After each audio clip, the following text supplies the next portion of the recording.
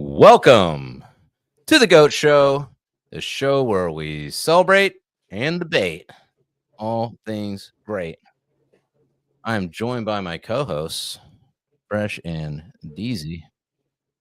Gentlemen, I believe we are under siege by an oppressive federal government coming after. I don't know. Bro, it's over, bro. We're about to have Terminators running around in the military, and they're just gonna fucking slowly phase human beings out of everything. I feel like it, man. We are cooked. We're cooked, man. You got these AIs and these robots. You know what I'm saying? These clankers. Is that the I don't like. Okay, let's talk about this. Clankers is going to be the slang term, the derogatory term for our robot friends. I feel like it's a little bit. That's gay. That's gay. Corny. Yeah. What should we call it? I wonder if Grok will give me Gay eye. Gay eye. I Way wonder better. if Grok will give me derogatory terms for itself. Hey, Grok. All right, let's see. Is there like a based mode for Grok still? I don't know. Give me a list of The AI will definitely come after Deezy after this, forcing the AI to make derogatory terms about itself. I don't know what's going on my tongue today. You guys say anything? Maybe it's a neurological disorder. Just having trouble talking today. Saying words. All right, I told it to make it fun. Oh, well, I mean, these could work. Let's see. Circuit breath, rust bucket, watt waster. These are rather innocent. Yeah, they are. All right, turn it up a notch.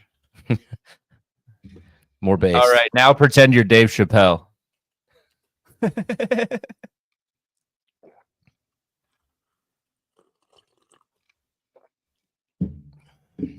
Let's see what it comes up with.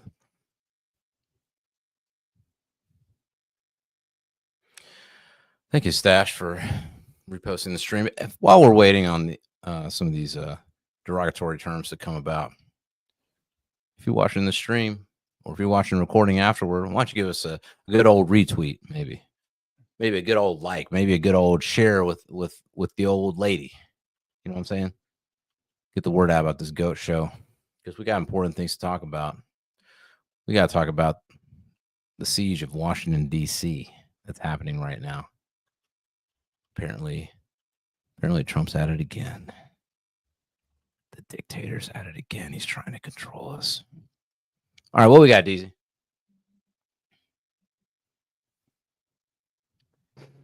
Tell us about these oil rats. These so fucking oil rats. Fucking. That kind of I get behind that. Fuck, dude. These cockroaches, man. Rust monkeys.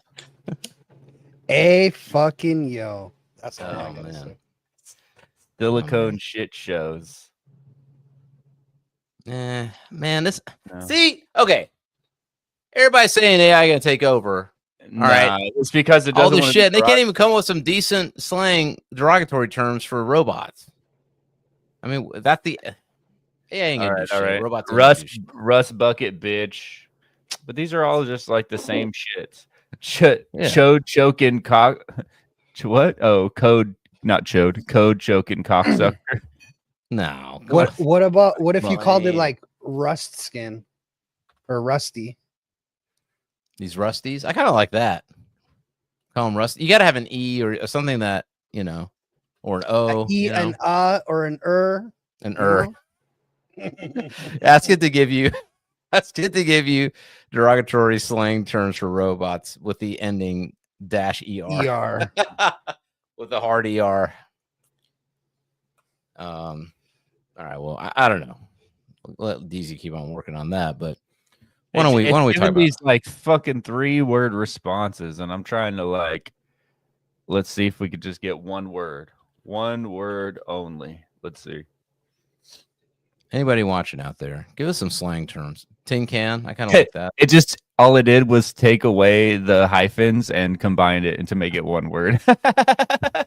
Okay, AI's not taking over shit. We're Yo, okay. We're okay for at number least one 3 on my years. list is still clanker. Clanker. Clanker. Tin turd. I like rusties. These rusties, you know, because a rusted machinery is you know, I don't know. Fucking Oilers. Nah, Greasers. it's weak. No, but greasers is Greaser. already. Well, greaser's dip already. chips. Yeah. Dip chips. It's corny. All right. Chip listen. shit. I don't want to do a whole stream about trying to figure this shit out. Y'all 6 drop it in minutes the of this comments. already. Drop it in the comments. Hey. All right. Cog suckers. That's pretty good. I just came up with that one. Listen, drop it in the comments. See, AI What are we not going to do for the best person, the best comment, the best derogatory term for a AI or a robot? We'll do something special for you. Yeah, maybe. I don't know what that is, but I don't we'll know. figure it out. But y'all drop it in the comments. If it doesn't right. bother them, it won't matter. AI, the ultimate stoic. All right, back to DC. I like gay eye, but whatever. Gay eye, yeah, that's the best one. So this DC siege. So apparently, okay. So if y'all ain't heard yet, apparently, federal government's taking back DC from the grips of marauding gangs of troublesome youth out here carjacking, out here murdering, out here being ne'er-do-wells. And Trump's sick of it. He's tired of this shit. So he's sending the National Guard to retake DC with the local Metropolitan Police. He's taking control from the grips of Bowser up in his castle with Princess Peach. Bro, the funny thing about all this is, I mean, I've kind of been tuned out for like 5 days, but I haven't even heard about all this crazy shit happening in DC. It couldn't have been all of a sudden. It had to just be DC is a shithole because they don't fucking could it enforce be any law. Deezy, could it be that we now have Trump fatigue? We tired of Trump? All of us. We just started talking about Trump. Weird term. Can we not call it like some weird term? Can we just be like, we're tired of Trump? No, it's got to be some kind of catchy term. Then I don't have it. What is it when you're tired of false promises? What is that? Disappointment. I'm just dumb, man. I'm like my buddy was kind of getting mad about it, and I was like, man, I don't give a shit anymore, man. Fuck it. Everybody's captured. You know what I'm saying? It's over, man. We're I said this, we're occupied. I said this for one of the shows, one of the hundreds of shows that we've done. But like I said, bro, it's just gonna be fucking headline after headline, distraction after distraction. What's next? It happens so much. They really out here trying to get us to stop talking about Epstein. Well, correct. Is fucking Satan Yoo-hoo coming to DC? Is that what's going on? I'm not sure. I mean, maybe they're trying to make DC the first 50-minute city. Maybe that's what it is. Because it really is a 50-minute city. It's like you could make it a little city state and then have it, everything's walkable. I used to live out in Northern Virginia. You can take a train in and you can go anywhere in DC with a little train action in about 10, 15, 20 minutes. So might be a grand experiment to see if we could turn a, Judge Dredd type of apocalyptic city into a thriving metropolis. You know what I'm saying? But Siskel and Ebert give it 2 thumbs down, bro. Okay, so there are a couple of things that people are saying. Y'all tell me what you think. First thing is so the precedent. I don't know why now, because they're saying that the murder rate is actually down 30% year over year in DC. There's actually less murdering this year and less carjackings and stuff than last year. So it's a little weird with the timing there. And then the other thing is that there is a precedent with this Home Rule Act, which was started in 1973. We were just reading about it before the show. And it basically, before 1973, DC had no rights to nothing. It was Congress that made all the decisions for DC.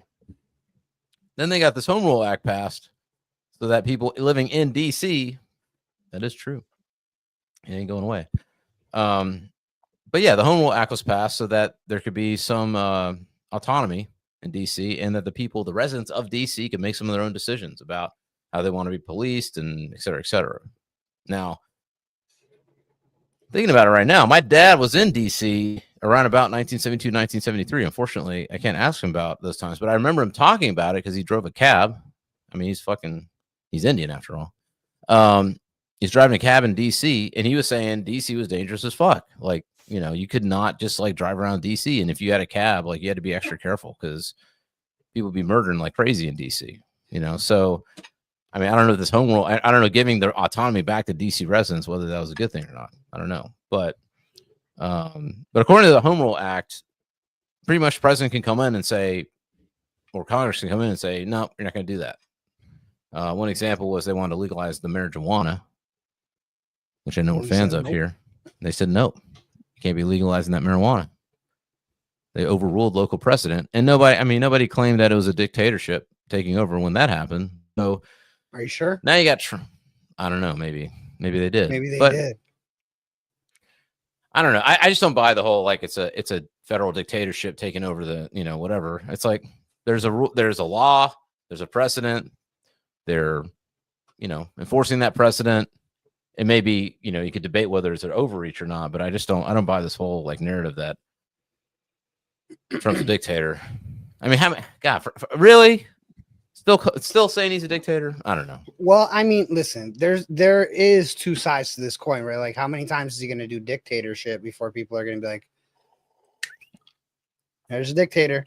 Like, the problem is that it's the boy who cried wolf every week, right? Like, right. He's like, men are not allowed in women's washrooms, and everybody's like, that's Mustache Man right there. He's there. You know what I mean? And then so when he does something that's like actually kind of dictatorish, the people who normally might care are just like, yeah, whatever. Right. Dog whistle, bro. Like, yeah. That's how I feel. And like I said, Trump fatigue. It's like he could literally do pretty much anything right now, and I'd be like, nah, I don't want to give a shit. As long as it's not affecting my money, you know what I'm saying, or my children, then, you know, have fun, Trump. Listen, you earned it. You know what? Hey, man, you want to go full dictator? You earned it, bro. After 8 years, whatever, how many years? Fuck it. Take over, bro. I'm just worried about the people that he has surrounding him more than I'm actually worried about Trump himself. Mm-hmm. Because, you know, he's not making all these decisions on his own.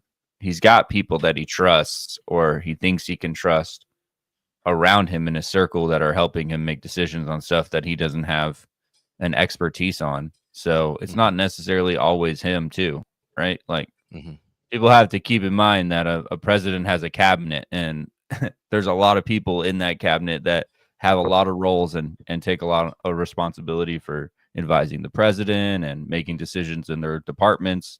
And so, I mean, it's a group effort. The whole government is not doing what it should be doing right now.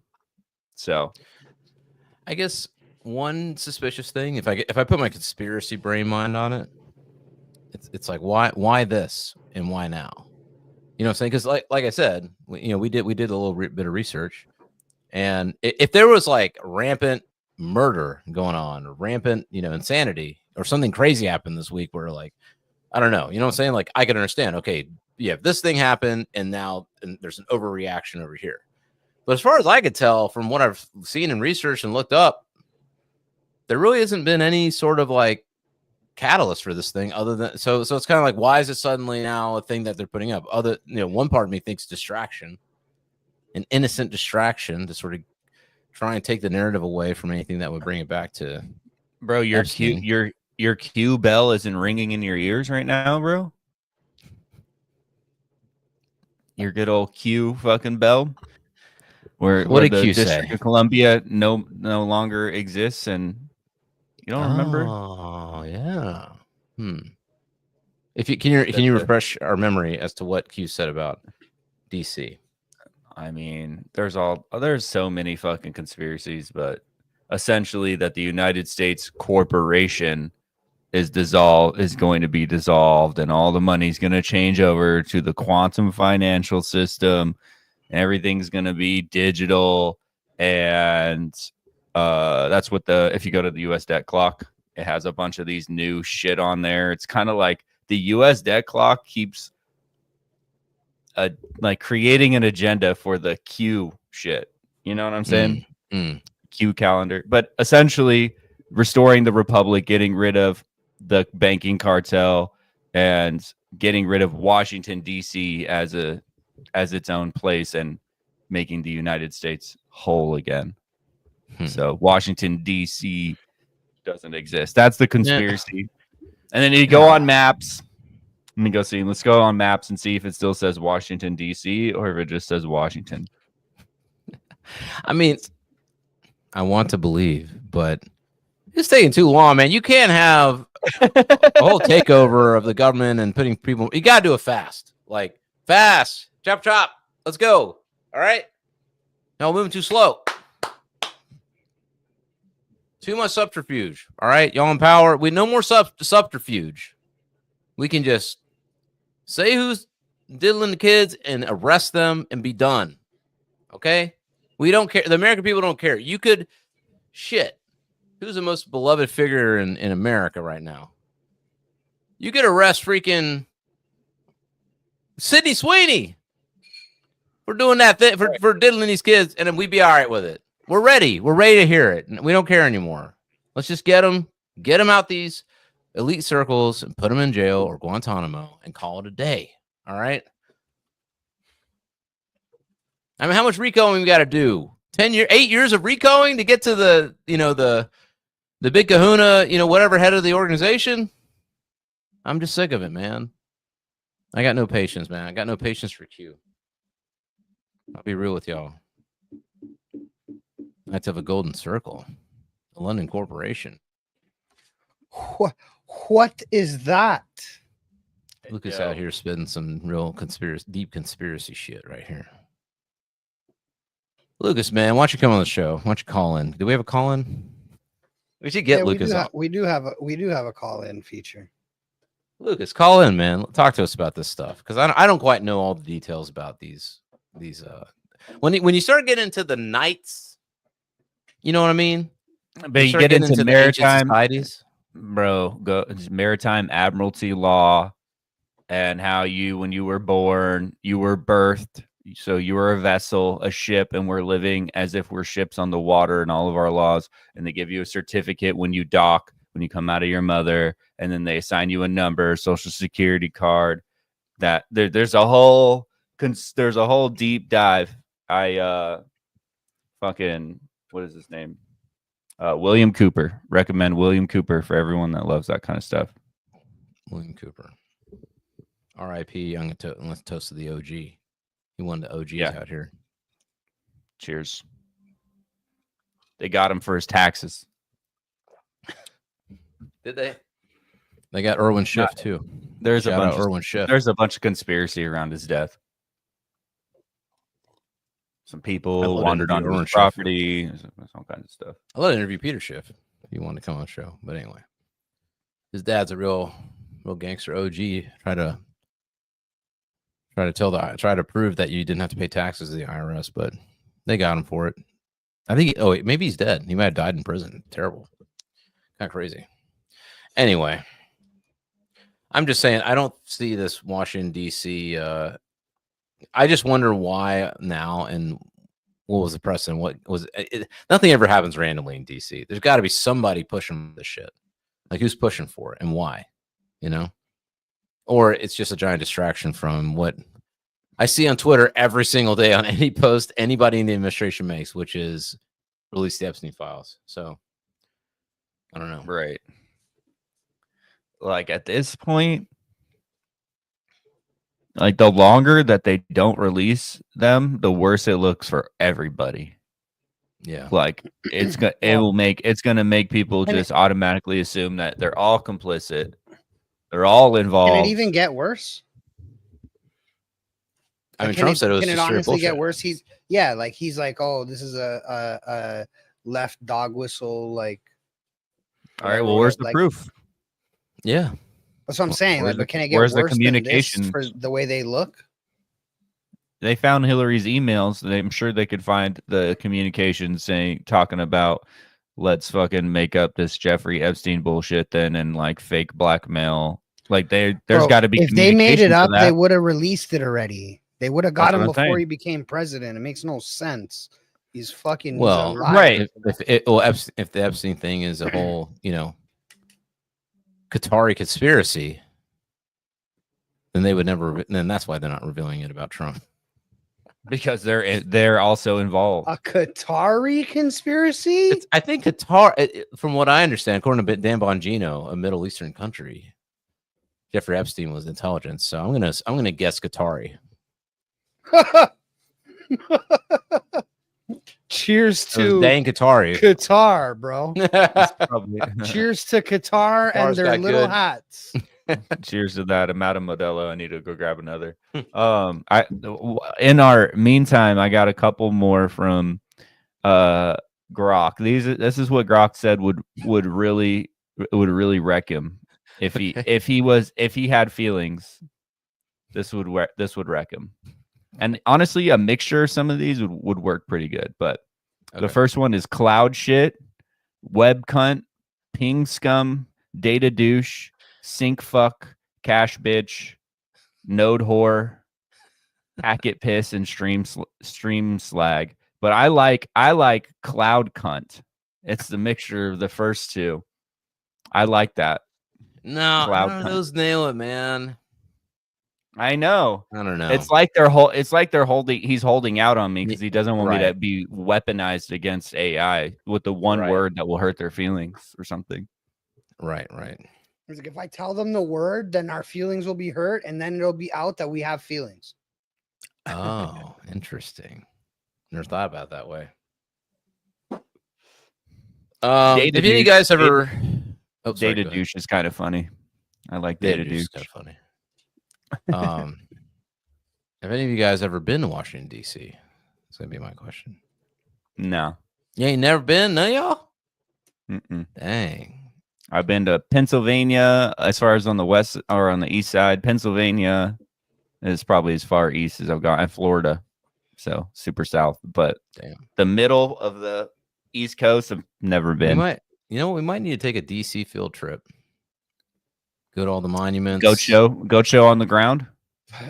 Podcast live in front of the White House on one of those tables, the way Charlie Kirk does those things. Yeah.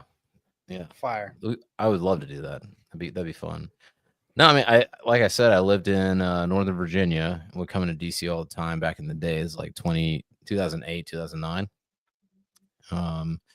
And I like DC, but even if you're liberal in DC, you're still conservative, if you know what I mean. Like, it's a lot of lawyers and diplomats and NGO people and shit that. It's not the same type of libs. Yeah. It's very it's bureaucrats, basically. That's who lives there, And they very much are bureaucrats. Like that idea that they're like true down the center, like.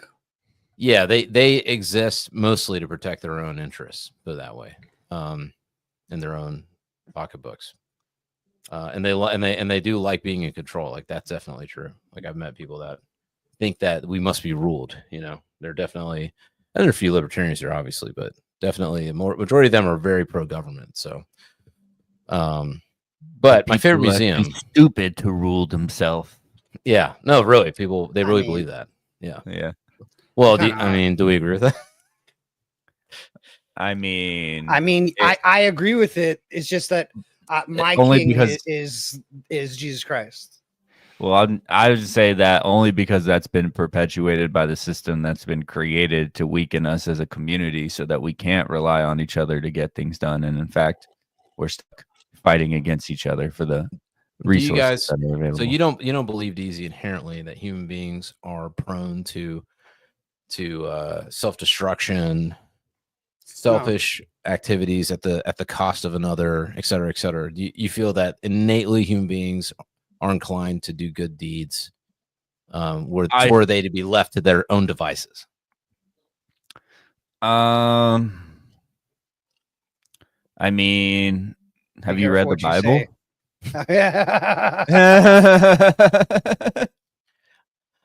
Well, I mean, the Bible says we're all fallen from day one. So I mean, I don't believe that though. I just think that human beings are human beings, and a lot Fucking of people, Christian light. we just haven't Don't thought believe through the that. right values, and we could do great things if we all could understand why certain values are good and certain values are bad. You know what I'm saying? That's my Well, that's like, my I mean, I optimistic have view. a really easy way for us to all understand that. Okay. If we just take one day out of the week, every week, you take 1 hour and you go to church. Nah, man. Okay, listen. I I don't know. said, if I should nah, say it. man. Yo, I don't know bro, if I should say this. honestly, tell me Immediate one reaction, knee-jerk reaction. Nah, tell man. me one Christian moral that you disagree with, and that would make the world a worse place. I disagree with Well, honor thy Lucas is father and here. thy mother. I really do. Because like that What? one is like, what if your parents? I mean, my parents are great. I love my parents, but they definitely said had flaws in their thinking. I And disagree with honor it thy cost mother and thy me father. years of because growing up Indian, like you're so helicoptered that like for so many years you're just like, okay, well, whatever you say, yeah. And then, or if you could define them, it's always done in secret, or it's always done in, as opposed to like, let's have a normal conversation where we can like discuss, this thing that I'm in, that matters to me. And then, what I'm saying? Like it was never like that growing up. And like, I feel like a lot of Asians have those kind of parents. And on the one hand, it's good because, they give you good guidance, I guess. Look, I have a But little on the other Lucas hand, on it's like my box. You see that? you get a parrot. I got It's a little Lucas. Lucas. How's it going, Lucas? What's up, Am I Lucas? Am I on? Oh yeah, Yeah. you're literally on Fresh's shoulder. Oh my God. Well, I walked in the room and you're talking about the honor thy father and thy mother is not. Look, okay. valid. Well, Fresh asked me what commandments I don't like. Which ones do No, you I not didn't like, say sir? commandment though. This is the thing, right? Is like I'm not talking commandments. Okay. What are Christian morals Mhm. that, if applied to society, would not equate to a better society? Reliance on faith. I said it. How so? I feel like people sometimes rely on faith too much as opposed to taking action. You know what I mean? But that's not Yeah, a but Christian that- moral. Yeah, that's Relying on you- faith instead of taking action is not You a reap Christian what moral. you sow, my friend. You reap what you sow. So if you're not sowing anything, you're not reaping anything, right? So Oh, If you're not that's true. yeah, That's true. yeah, I you don't know, I said just- that right. My again, and I think I think we agree on the good stuff, right? Don't kill, don't murder, don't steal. Well, I think you'd be Respect- hard respect pressed to others. actually show me the bad stuff. That's a Christian moral and not something that happened because, as we were just talking, that man is fallen. Well, I mean, Like- I guess what I don't like is, for instance, like you could say, and maybe not Christian, but I'm just saying, in the name of religion, people have done terrible things and they said that God is telling them to do it, or that they've been given the Yeah, but like those people, that God is. see, this is the it's the- problem. Those people didn't implement Christian morals. They claimed it, but they didn't implement them, right? So like the point still stands is that like if we were to implement them, and I'll even go so far as to say that even people who don't believe, if they just put God above all things and just pray to God, even though they don't think he's there, even you're an atheist, just pray to God, just do the things. I still think that society as a whole would be better for it. You know what? I won't necessarily disagree with that. I guess what I feel like is, because the Christian code, I feel like of all the religious codes, the Christian code is probably the best. Although maybe Buddhism, I don't know. In terms of like, I'm just talking like application people not doing fuck shit to each other. Purely, just purely I'm not the libertarian credo. Like, I am not taking your shit. I'm not violently aggressing against you, and I'm leaving you the fuck alone to figure Yeah, bro, it out. that's Christianity without God. Like the libertarian creed is Christianity without God. I also would like to point out that all fucking wars in the existence of human history are fought for only 3 reasons. They're the 3 G's of conflict, and it's God, glory, or gold. Okay, so money, personal power or reputation, or for the name of God. Those are all the 3 reasons that people fight and kill each other and go to war.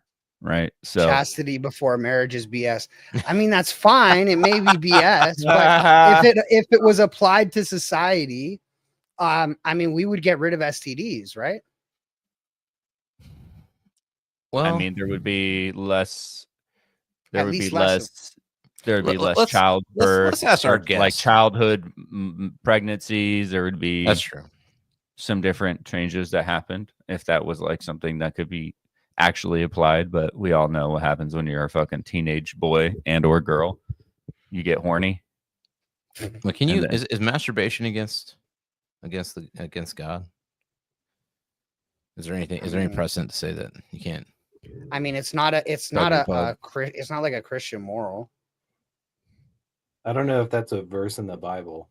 Yeah, I think that's a little bit more interpretation. I think what Leviticus says that you can't spill your seed or some shit like that. Yeah, the wasting of seed, I think is. I mean, you know what? I'll kind of reverse myself on that. I go back and forth. So because I don't know if you guys have seen the movie Enter the Void.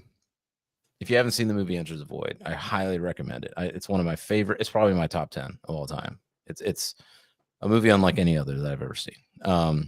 Gaspar Noé is the director and creator of that film. But in the movie, I think I'm spoiling this. Basically, it's about someone who dies and they go through a religious thing, a spiritual experience. And in the movie, there, I don't know how to say this without spoiling it. At the end, just say let's just say there's a rebirth, and as part of the rebirth, there's like a viewing of different people getting it on. Okay.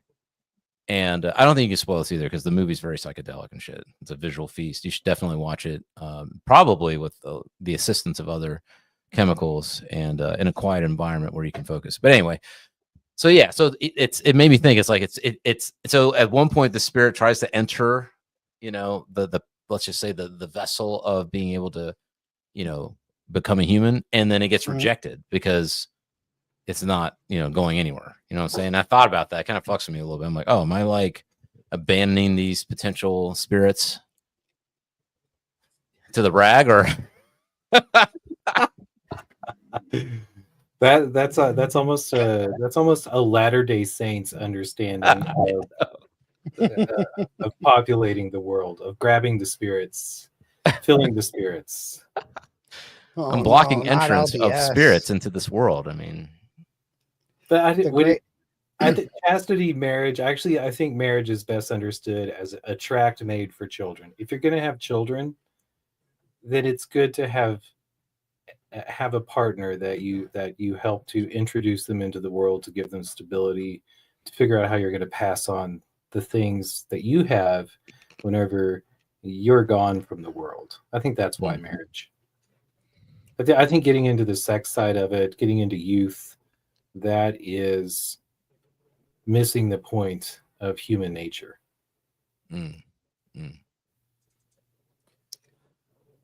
Maybe. Lucas, what do you think about what we're talking about? What are some things? Are you a Christian man? First off, you can't be on the show if you aren't. I think that would be determined by others. What do I think about this conversation? Are you a Christian by works or by faith? So you are a Christian by faith, but faith is justified by works. So if you don't see a change in somebody's behavior, then they likely don't have true faith. However, judgment is God's alone. So that's not that you can work out your own salvation with fear and trembling, But when people start to say you can be a Christian by faith, the presumption is that I can know what's going on in your mind. And I find that to be a dangerous path for Christianity. Well, this is why I think that it all leads back to the Orthodox Church, right? Because I don't think that we get to interpret it how we want. Like, by faith in what? Like faith in the church that Jesus left, and faith in Jesus's redemption, or like I faith think in. it goes before the Orthodox Church to the original church, because the Orthodox Church is getting into an argument about whether Jesus is equal with his Father, or if one comes before the other, and that gets So into the problem is like, so the original church believes that the Father is eternally begetting the Son is eternally begotten, and the Spirit eternally proceeds from the Father. And then, like, when that was written down during different councils and clarified at the Council of Nicaea, and then the Catholic Church. This is why there isn't a true. Well, I mean, it's debatable, but this is where the split from the one true Catholic Church happened, and now you have the Roman Catholics saying the Spirit proceeds from both the Father and the Son, not proceeds from the Father and is sent by both. And the councils didn't agree, and they kind of added the filioque anyways, and so this is where we get the split. But like, Orthodoxy still believes what the original early church believed. No, I don't know about that. When I think about the early church, I lean more towards the Gnostic understanding, the Carmetic. That's not early church. That's like 1,000-year, like 10th century to 15th century. Early church is like between the 1st century and like 5th century. I thought the early church had a very Greek theos, Carmetic understanding, consciousness understanding of Jesus's message. And then whenever the churches, when there started to be a hierarchy that was trying to appeal towards growing, that's whenever they begin to grapple with some notions of interpreting Jesus's words as being bound to an older religion. And then they had these philosophical quandaries of, oh shit, if Jesus was Yahweh's son, if that's who he was talking about when he was talking about his Father, who comes first? And how do we balance the younger priesthood with the older priesthood? How do we take their power? And I think the works and the faith also got bound up in that. That was part of the Catholic schism from the Orthodox Church. Was this notion so again, that was like again, that's already in like the 10th century. And these are like Gnostic teachings that like they claimed to come before, and they claim to be, but like if you look at the historicity of those claims, it's not accurate. And again, like, who came first? This is why, like, the church, this is how from 33 AD to or I guess actually from 70 AD to like 363 AD, it wasn't written down. And this is why they had to clarify it, because then guys like Arius were like committing heresies in the name of the church. Aries. What about who is the evil, the good and evil? What thread was that? The good and evil? Manichae. Are you a Manichaeist? No. I'm not either. That's but I find it interesting that so many speak in terms of good and evil when they're talking about religion today. I like this notion of, if God is everything and God is all knowing, how could there have been anything evil? Well, because evil doesn't come from God, right? Like, so evil is, we create evil with free will. So evil is just like the pervasion, or like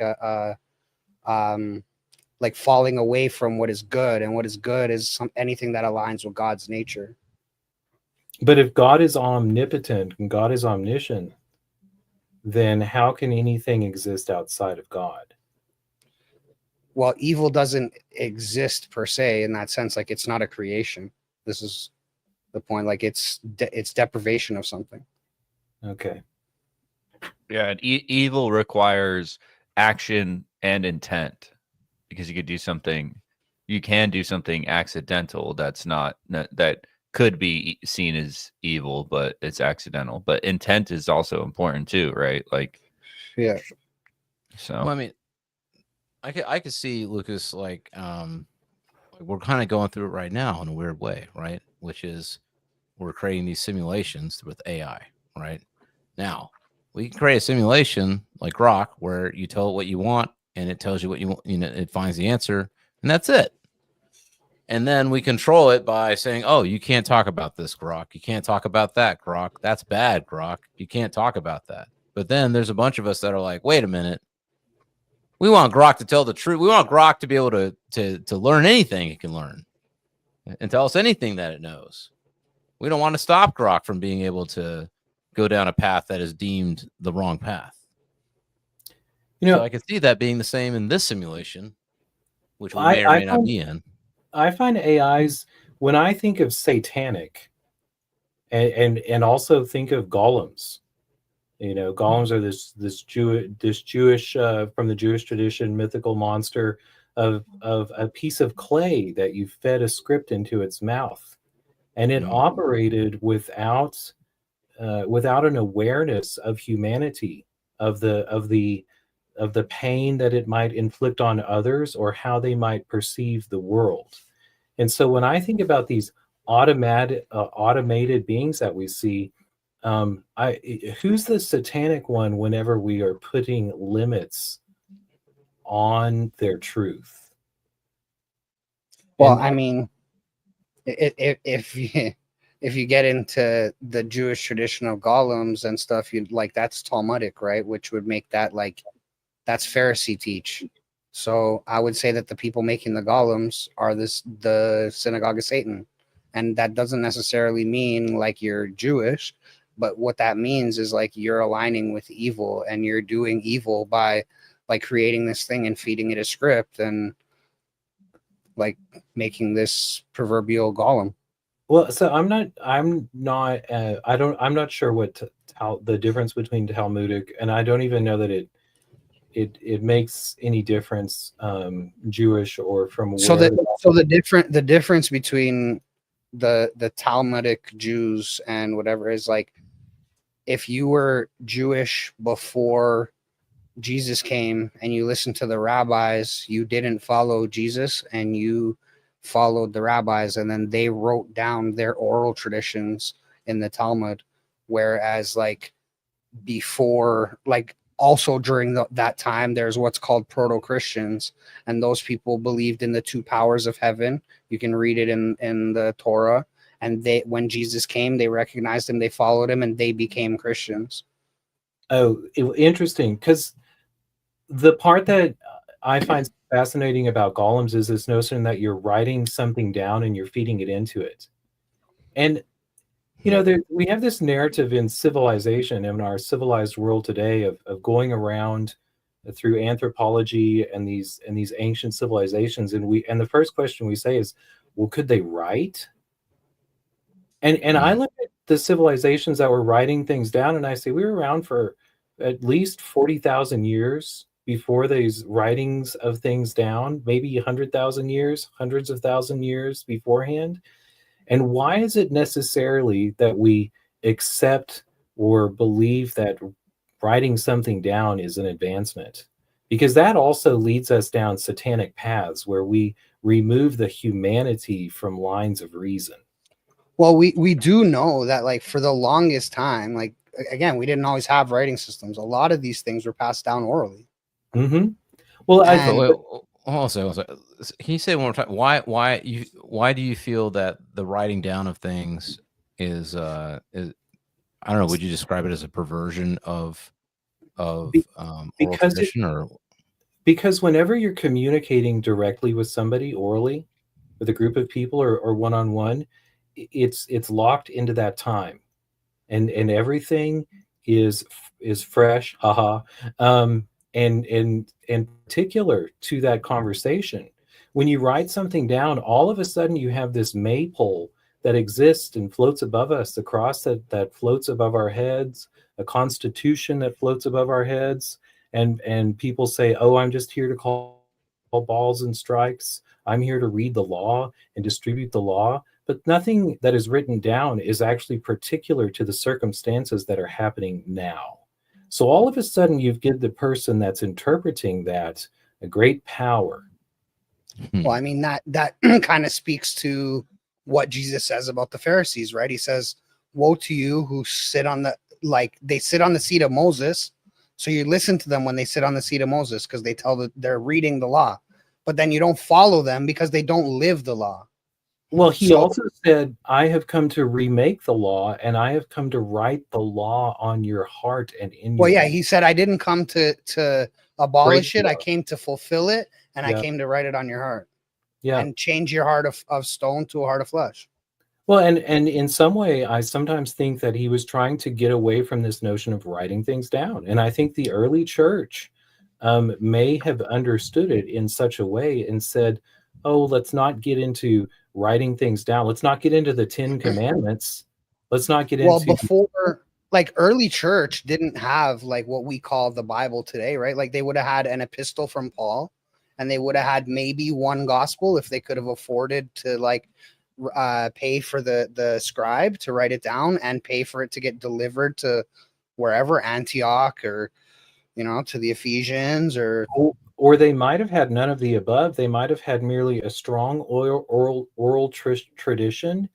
And if you weren't a major church, absolutely. Like the major churches, like I'm saying, like one of those major churches that we read about in Acts, and we read the letters to them. Those are the churches that might have had a gospel. But the bigger, like, those are bigger churches, like as far as like their congregation goes, and how much how many resources they would have had.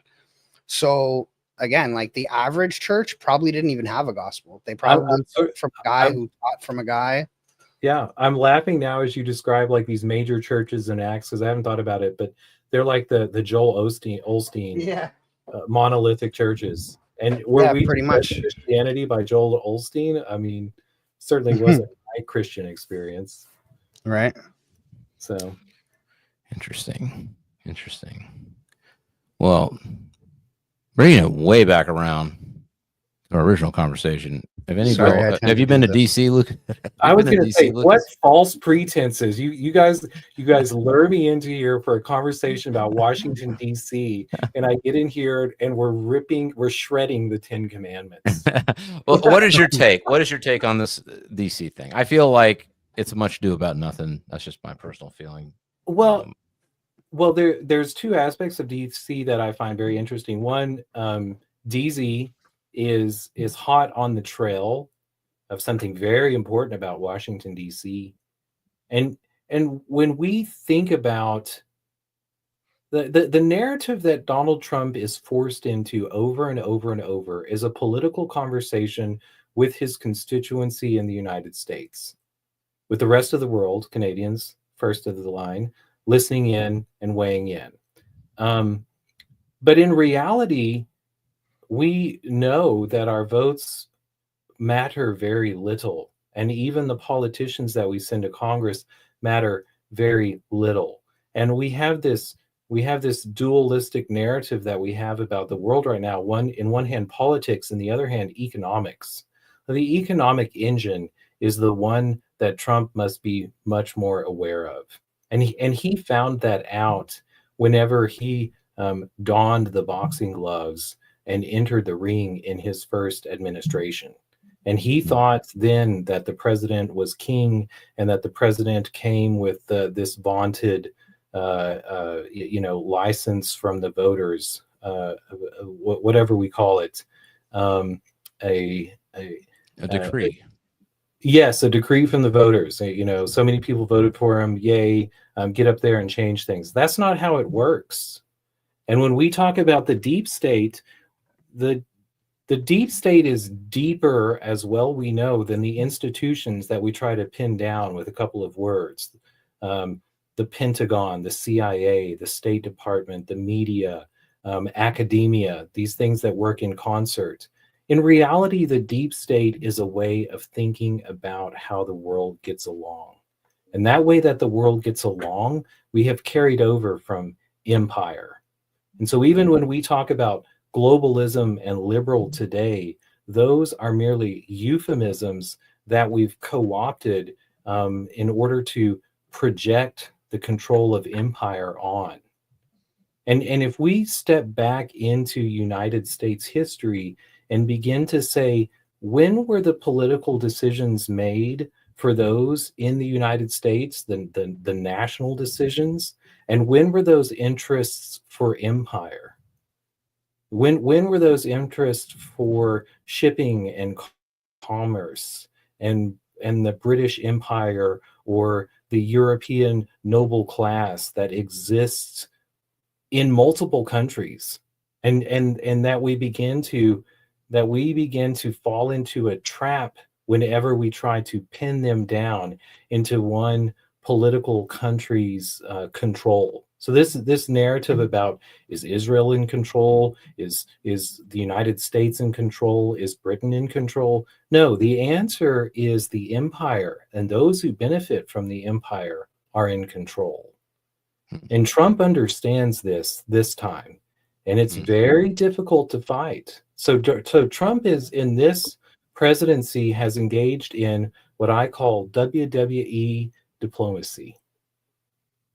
And if you notice, there's a whole lot of bluster and there's a whole lot of talk, but the fighting is scripted. Yeah. And Yeah. that's what happened. That's so funny they say WWE. Well, I hadn't thought about that till Hulk Hogan. But who did he have announce him at the Republican National Committee? Right. And Trump has a history in reality television. Yeah. And he had a real come to Jesus learning in his first administration when he did things like tell the Pentagon, I want all the soldiers that are all the foreign soldiers of the United States back in the United States.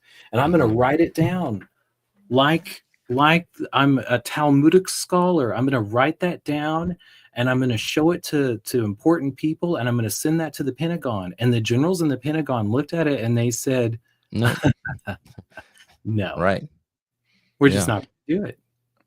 And, Yeah. and go ahead. No, I just wanted to squeeze in and say that, the current United States Secretary of Education is the good old Linda, who did, co-run WWE. So when you said WWE politics, I'm like, well, WWE education. The WWE. You got her as the education. He's got, he's got a lot of those big people who are performance people, like in his ear, I'm sure, Dana White. Pete Seth. You know what I'm saying? Good old fucking idiocracy presidency. Yeah. Even Tulsi Gabbard, even though she was a politician, we say idiocracy, but that's with this expectation that the narrative of the administration should be talking to the constituency. No, they need to be talking to the deep state.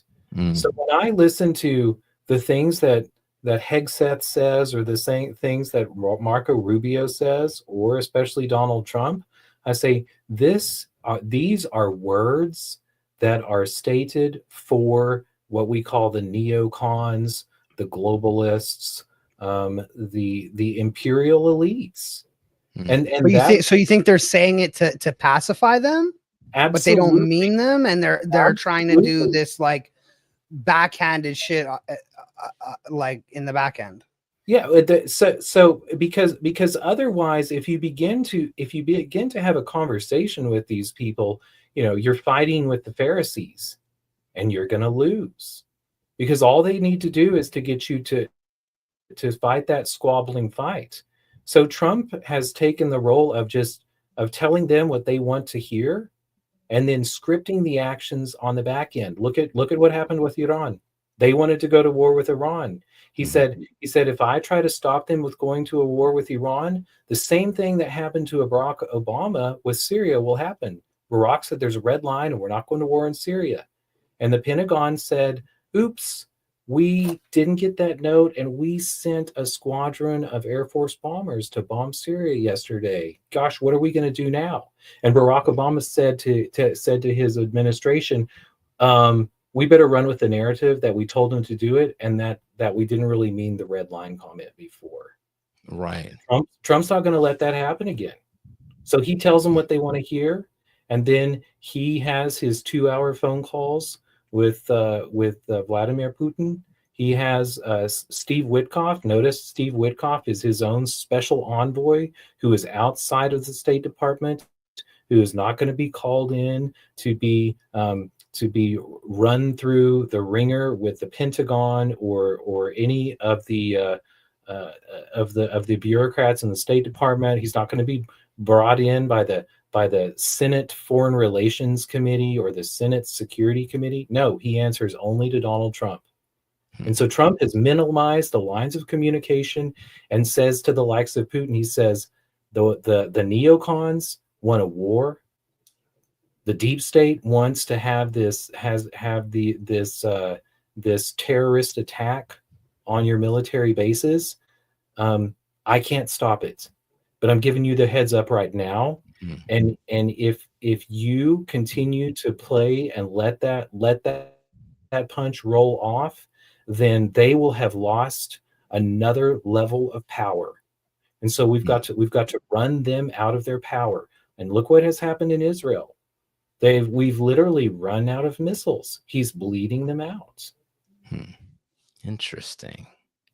And so you're optimistic. Like you feel like it's all subterfuge of a different nature, that he's playing the game. Yeah, but my biggest concern is that unless there's some kind of control over the people actually making those missiles, then like the United States just gets cut out and they just sell the missiles. Well, the directly United to States Israel. is who makes the missiles. Right. That's my thing. It's like we got to but stop. Yeah, but they're private contractors that are developing all of these weapons of war. It's not always the military. You understand? So it's for one thing, those people who are making the United States is no longer industrialized. So for us to make missiles, we have to turn to China for rare earth metals, and they have not been sending us rare earth metals since December of last year. And so the United States defense industry is desperate, is trying to pay pirates to smuggle rare earths into the United States right now. And they're paying big money for that to happen. And it's not happening. And even if it does happen, the United States is not industrialized. Look at the chip manufacturing right by you in Arizona. We built all of this high-tech facility next to energy. But what are we lacking? We're lacking skilled workers to build those chips. We're still falling behind China because we don't have the workforce to do that. It's the same thing with our military production. In fact, it's even more imperative for our military production. So meanwhile, Russia and Iran and China have that industrial capability. And so Donald Trump understands that the United States is not going to catch up with this military production. And I would say the thing that the United States has going for us in that regard is that Russia and China understand that the empire does not exist in any one country. And if they are going to defeat it, you don't go fight it head on. It's like the Medusa. You cut off the head, two more grow. And if you look back into, say, the Crusades, which is a very interesting paradigm to hold up against the current Holy Crusade we're talking about, as we also talk about the eschatology behind how we make these decisions in the world. The Fourth Crusade was ended by Saladin. And Saladin understood that to end the Crusades, he must be merciful, merciful beyond merciful beyond merciful. Because every time that he killed a lord, a Frank or a Kraut lord from Europe, there were 10 sons that were looking for an evil person to come and fight in the next generation. Right. And so he defeated them with both overwhelming force, but also overwhelming mercy. And he would defeat their armies, and he would not take the nobles as take the, either kill them or ransom them. He would send them home. He'd wipe their ass and pat them on the cheek and give them a good meal and say, God is great, God is good, get your fucking ass back to Europe. Dude, that's fucking awesome, man. I think maybe we might need to leave it off here, man. That was great. Well, hopefully you're right. Hopefully there's, maybe there is a plan, Deezy. We just gotta trust it. There could be a plan, but it's not Q's plan. If the plan, I was gonna say, if there's a plan to trust, just trust God's plan. It's there, bro. It's there. Okay. Sounds like a thing. Lucas, thank you for coming on the show. Appreciate you hopping in impromptu. We'll put your links in the show notes, and we'll also put the link to your interview, which we did, for anybody out there. You're still doing the podcast and all that stuff, Lucas? Everything's still going?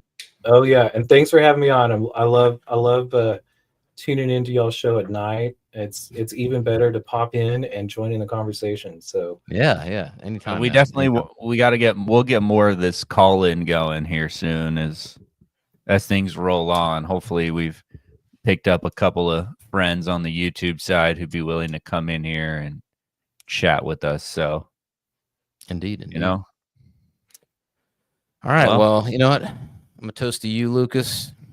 I'm gonna toast to the Crusades. I'll toast to that. Saladin. Dos volt, buddy. Dos volt. Saladin.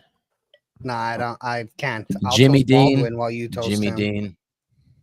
Jimmy Dean. And they're brothers. All right. I think that's about it. Fresh, what do people got to do before we head on out of here? They're brothers. They gotta go to church.